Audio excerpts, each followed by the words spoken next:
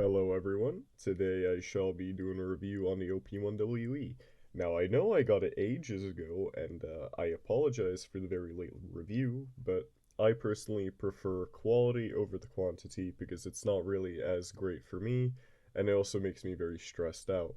But I am going to show a little bit of a comparison here between the XM2WE and the GPX2 here. As you can see, the OP1we is a lot smaller than the XM2 and the GPX2.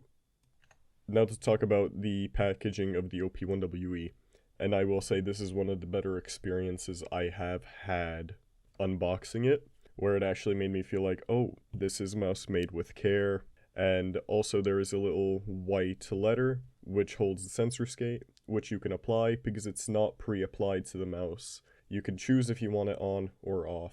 It comes with a dongle, comes with the cable, and the mouse, and 2 user manuals, and the sensor skate, as I did mention. But what I would have liked to have seen is a different dongle type, so I don't get mixed between the XM2we and the OP1we, because I sometimes find myself having to take out the dongle and then actually looking at what it says via the FCC certifications to find out which mouse it is.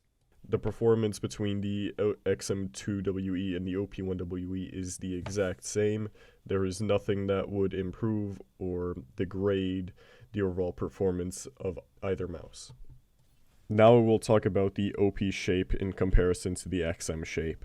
I will say that the OP shape is more for me, even though I have bigger hands, yes, but it still is one of my favorite shapes to date outside of the rival 100 series and the XM shape. I will say that even though yes it is smaller than what I would personally like, it is definitely a top contender for me to be one of my mains for longer periods of time if I were to stop buying mice and if I was to only choose one. Because I love the fact that you can open up the 2 screws at the back and buy a lighter switch pack and switch them in.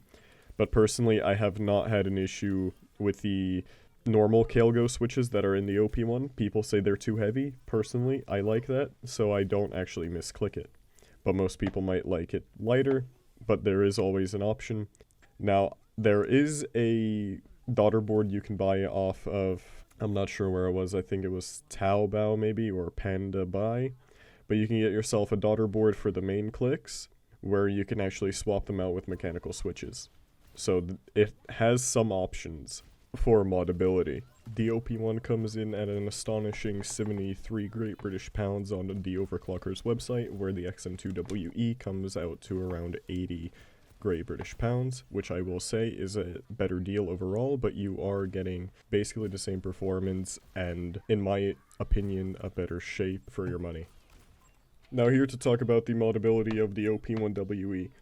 I will say that at first, yes, it is a bit janky, especially with the side button cables being extremely small and very delicate. I'll put a picture here showing where I've accidentally, seemingly taken the cable off from the actual joint itself, but don't let that deter you.